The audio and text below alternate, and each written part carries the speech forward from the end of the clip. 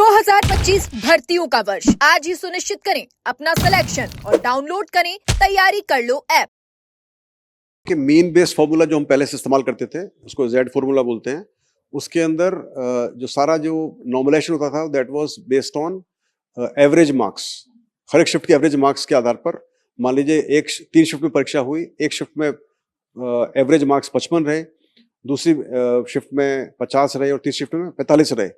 तो इक्वलाइज करने के लिए एक मोटे मोटे तौर बता रहा हूँ मैं, बिल्कुल एक लेमन लैंग्वेज बता रहा हूँ मैं, कि 5 नंबर जो 55 वाले थे हम काट के उसको 50 कर दिया और जहां पर 5 नंबर कम थे वो 5 नंबर बढ़ा दिया, तो तीनों अभी बराबर लेवल पर आ गए। नहीं 50-50-50 तीनों का हो गया। बहुत ही मैंने मोटे तौर पर बताया, लेकिन ऐसा नहीं है। फॉर्मूला तो स्टैटिस्टिकल फॉर्मूला है, उसको अप्लाई किया जाता है।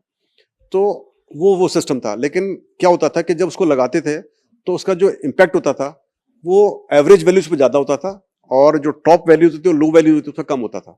उसी वजह से फिर शायद मुझे लगता है कि फर्क ज्यादा आता था जब अपन सिलेक्शन करते थे हर शिफ्ट से।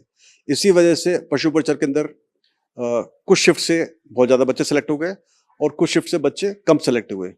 जबकि जब हम इनका एलोकेशन एक एट रैंडम कर रहे हैं, हर एक शिफ्ट में लगभग बराबर बच्चे हर एक कैटेगरी के मेल्स फीमेल्स और सब तरह के जो कैटेगरीज होती हैं उनके हिसाब से हम कर रहे हैं, तो ऐसी उम्मीद की जाती है कि हर शिफ्ट से लगभग बराबर बच्चे सेलेक्ट होंगे।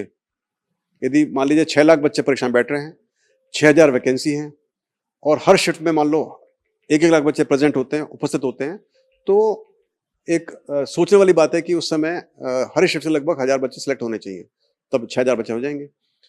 तो उसमें इस तरह से नहीं हो रहा था। लेकिन अब जो हम इक्विपर्सनटाइल फॉर्मूला इस्तेमाल करेंगे, इसके अंदर ऐसे उम्मीद की जा रही है और जो एक्सपर्ट्स ने बताया उसके आधार पर मैं बता रहा हूं मैं, कि अभी यदि 6 लाख बच्चे बैठते हैं, 6000 वैकेंसी हैं और 6 शिफ्टों में एग्जाम होता है, तो हर शिफ्ट से लगभग 1000 बच्चे सेलेक्ट होने चाहिए इस इक्विपर्सनटाइल के फॉर्मूले के हिसाब से। तो इक्विपर्सनटाइल फॉर्मूला एक अच्छा फॉर्मूला है और यदि एग्जैक्ट 1-1000 नहीं होंगे तो लगभग आसपास इसके होंगे। और मुझे उम्मीद है और मुझे आशा है और मुझे भरोसा भी है कि अभी पूरी तरह से न्याय मिलेगा बच्चों को और जो बच्चों के मन में एक दुविधा थी और एक डर था वो दूर होगा।